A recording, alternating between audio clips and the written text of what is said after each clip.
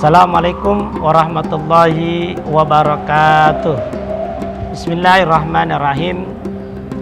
Alhamdulillahirabbil alamin wassalatu wassalamu ala asrofil anbiya'i wal mursalin wa ala alihi wa sahbihi ajmain, amma ba'du. Allahumma akhrijna min zulumatil wahmi waqrim bi nuril fahmi waftah alaina bi ma'rifatil ilmi wa ahsin ahlakana bil hilmi wa sahil lana abwaba fadlik wansur alaina min khazini rahmatika ya arhamar rahimin walhamdulillahi rabbil alamin.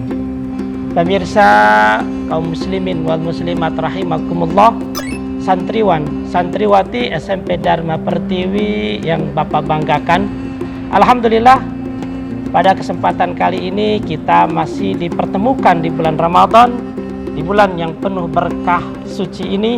Mudah-mudahan Allah memberikan kemudahan kepada kita untuk mengamalkan amalan-amalan di bulan suci Ramadan dengan baik, sehingga keluar dari Ramadan kita bagaikan bayi yang baru dilahirkan. Salawat beriring salam semoga tercurah limpahkan kepada baginda alam Nabi besar kita Muhammad sallallahu alaihi wasallam. Pemirsa kaum muslimin wal muslimat rahimakumullah, santriwan santriwati SMP Dharma Pertiwi, bulan Ramadan disebut bulan yang istimewa bagi kaum muslimin wal muslimat. Kenapa? Karena diantaranya adalah diturunkannya Al-Quran pada bulan Ramadan. Sebagaimana Allah berfirman dalam surah Al-Baqarah ayat 158, Bismillahirrahmanirrahim, Syahrul Ramadan alladzi unzila fihil Qur'an hudal linnasi wa bayyinati minal huda wal furqan. Di bulan Ramadan itu di dalamnya diturunkan kitab suci Al-Quran sebagai petunjuk buat manusia dan penjelasan-penjelasan bagi petunjuk itu, dan sebagai pembeda antara yang hak dan yang batil. Santriwan santriwati rahimakumullah, maka salah satu amalan yang sangat dianjurkan di dalam bulan suci Ramadan adalah memperbanyak baca Al-Quran.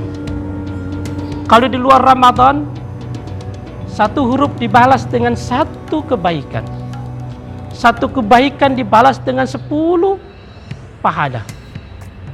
Di dalam Ramadan Allah melipat gandakan pahalanya. Imam Syafi'i menghitung dalam Al-Quran itu terdapat sebanyak kurang lebih 1.027.000 huruf. Jadi kalau kita menghatamkan satu kali Al-Quran, berarti kita membaca sebanyak 1.027.000 huruf. Bayangkan kalau satu huruf dibalasnya menjadi 10 kebaikan, berarti kalau 1.027.000 huruf, taruhlah 1 juta huruf dibalas menjadi 10, maka menjadi 10 juta. Di bulan Ramadan ini 10 juta dikali 70 kali 70, berapa jumlahnya? Subhanallah, sangat banyak pahala yang kita dapat dari membaca Al-Quran di bulan suci Ramadan.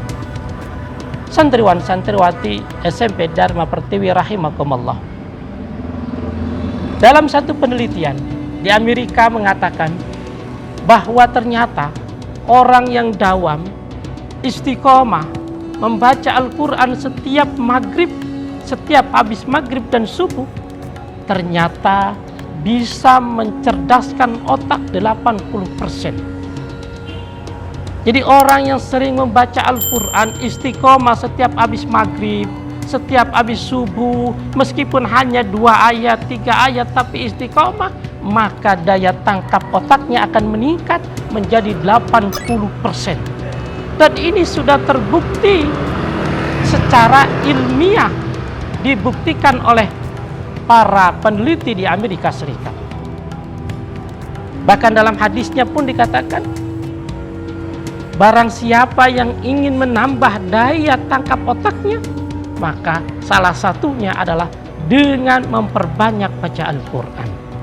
Dan hadis ini telah dibuktikan oleh para peneliti di Amerika.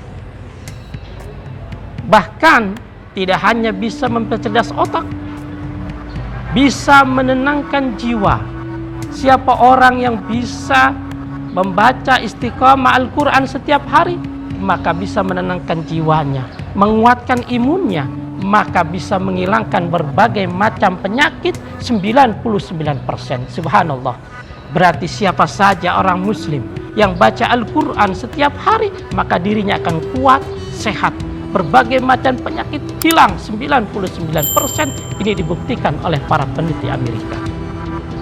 Nah, oleh karena itu, maka kesempatan besar yang kita temukan sekarang diberikan oleh Allah Subhanahu wa Ta'ala, diketemukan di bulan Ramadan, maka perbanyaklah kalian untuk membaca banyak Al-Quran.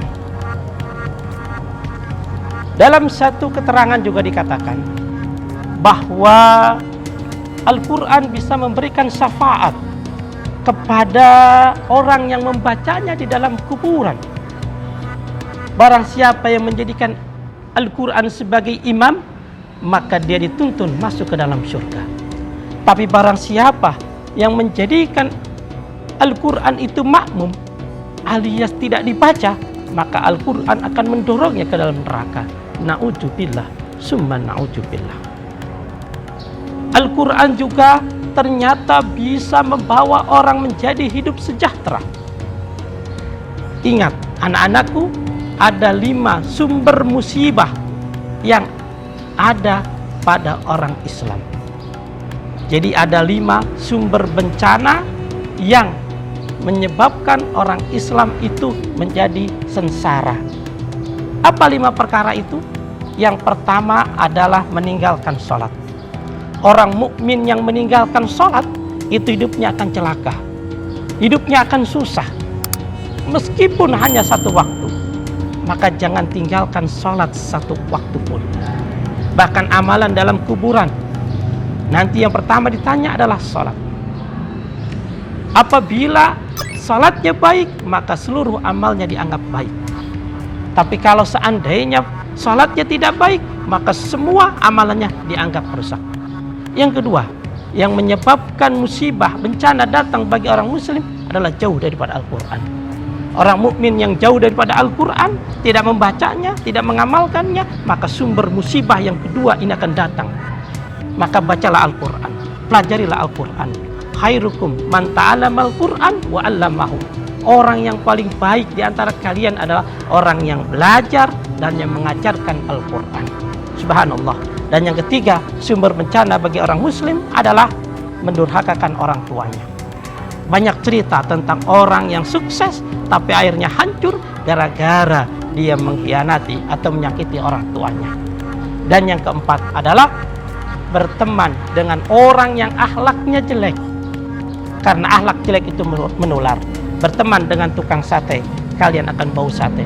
Berteman dengan tukang kambing, kalian akan bau kambing. Berteman dengan orang baik, kalian akan terkena baik. Dan yang kelima, sumber bencana adalah tidak percaya kepada atau tidak meyakini qada dan qadarnya Allah Subhanahu wa Ta'ala. Ini sumber bencana. Nah, oleh karena itu, mudah-mudahan pertemuan singkat ini bermanfaat buat kita semuanya. Mohon maaf, mudah-mudahan kita panjang umur, sehat, bisa menjalankan amalan bulan Ramadan dengan baik. Wabillahi taufiq wal hidayah. Assalamualaikum warahmatullahi wabarakatuh.